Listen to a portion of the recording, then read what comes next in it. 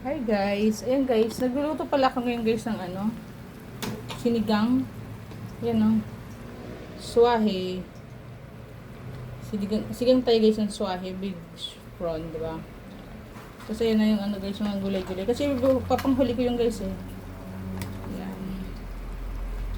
lots of vegetables, meron tayong okra, sili, kamatis, tapos talong, okay?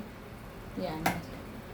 And then of course, we're going to add this sinigang sa sampalok mix. Konti, maliit lang guys ang ko kasi sobra-sobra naman yung malaki, masyado maasim yun. Alburuto din ang siya natin pag sobrang asim. Diba?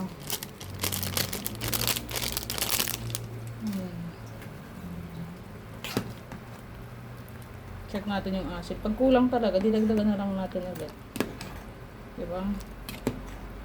Higop sabaw ang person. Ayan.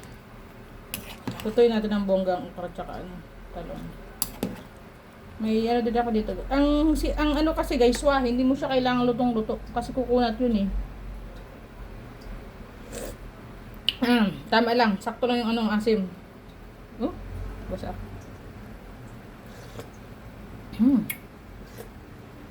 Gusto ko pa guys, dagdagan pa guys ng pechay para maraming gulay. Kumakain naman si daughter ko ng pechay Paggabi nga, dinagdagan ko din ng pechay para healthy diet tayo guys.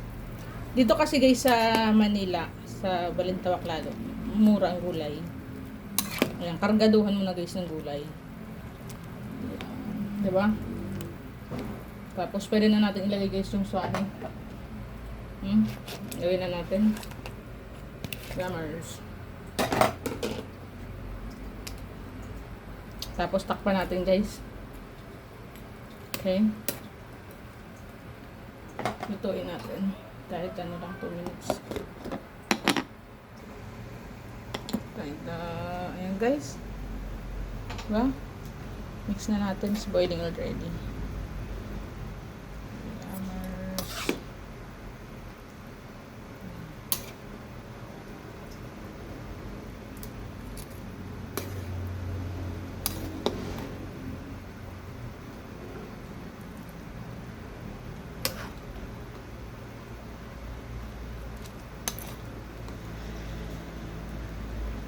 Diba guys, luto na to konting kembot na lang, luto na siya.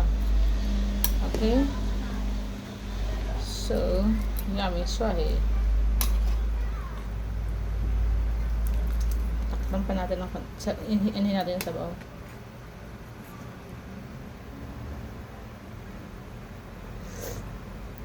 Sarap.